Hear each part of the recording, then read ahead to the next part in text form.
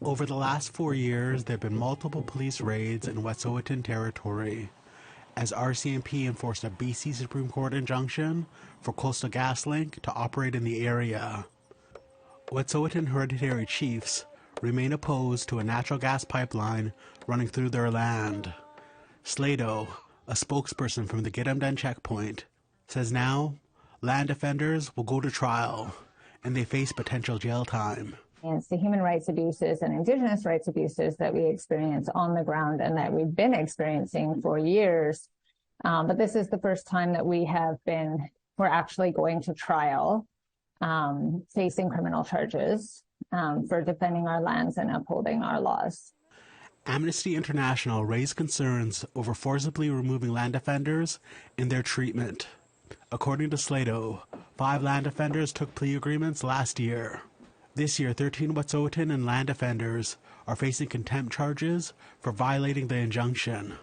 Last summer, Slato, along with 2 other Wet'suwet'en members, filed a civil lawsuit against Coastal Gaslink, the RCMP, and Forsyth Security, alleging harassment and intimidation. They have yet to be proven in court. So just as an example, the other day I was driving home and I was followed by private security and by the RCMP, both, who I repeatedly asked to drive past me so that I could pull over and let them go by, but they followed me, and they continue to do that everywhere on the territory. The Coastal Gaslink pipeline runs from northeast BC to an export terminal in Kitimat. It has the approval of 20 elected band councils along the route, but the Wet'suwet'en hereditary chiefs remain opposed.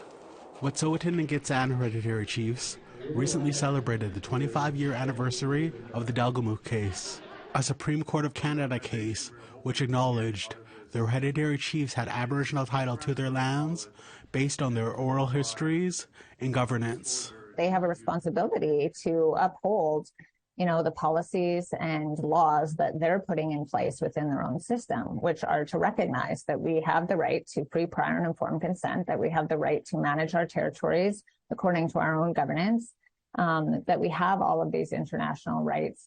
And so I think that it's really a different story on the ground. The federal government declined to comment on the story.